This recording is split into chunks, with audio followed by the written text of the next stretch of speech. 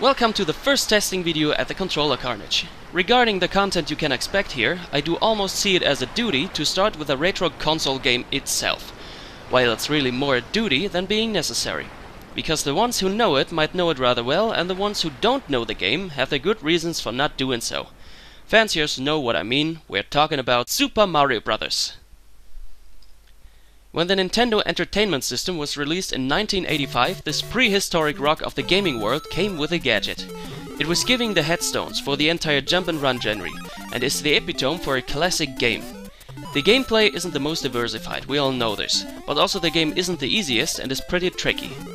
Even pro gamers won't easily beat the game without seeing the obligatory game over screen, without shortcuts, self-evident.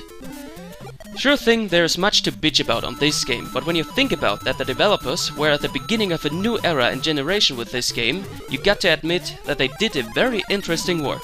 But still, in my tests, the objective fun of playing is what counts, and the nostalgia doesn't play a big role.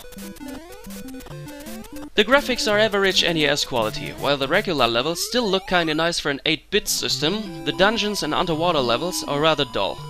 Independent to the overall look, the actual level design is rather good for one of the first jump and run games. All of the 32 levels are scrolling linear vertical from left to right and are filled with various obstacles such as stones, blocks, warp pipes, hovering platforms and surely a bunch of enemies. The further you get, the harder it gets, of course. Especially the castles of the final bosses are hard nuts to crack. But mostly the difficulty level results of heavy level design and the pretty slow controls. You might have seen obstacles, enemies or gulfs just in time, but still you race into that, because too much of pasta results in a too lazy plumber. You're going to need some extra coordination skills on the D-pad and plenty of sensitiveness on the jumping button to master these fiddly passages.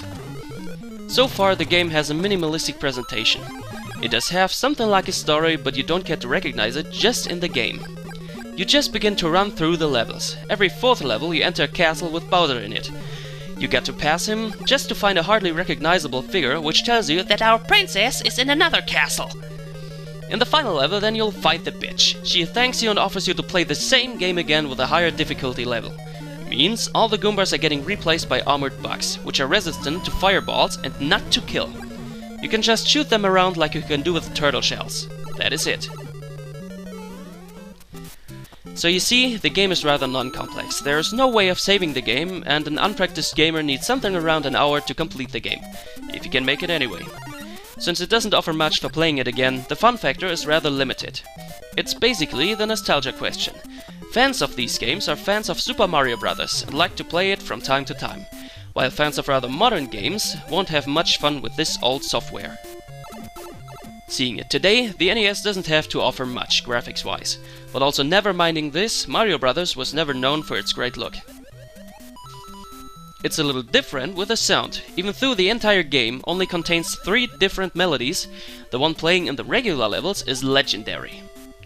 Until today, the music is being used in a large number of Nintendo games in its original form, and even the biggest amount of non-gamers does recognize this tune. Exactly the same thing with all of the sound effects from this game. The gameplay was alright for its time, but today it doesn't move the crowd anymore because of its simplicity.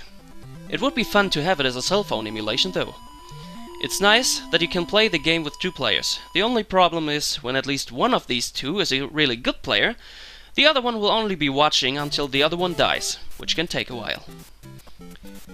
So, Super Mario Bros. Is a classic and the incarnation of retro games. Yes, for retro fans this game is above the things, but seeing it objective, there is such a load of dust laying on this game which is thicker than the actual cartridge. So the game gets 2 out of 5 stars.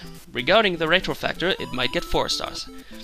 Well, a lot of you guys could possibly even give your own judgment to this game. For the closing words, there's only one question for me. What the hell have the developers been smoking to get these ideas with plumbers, turtles, mushrooms and all that stuff?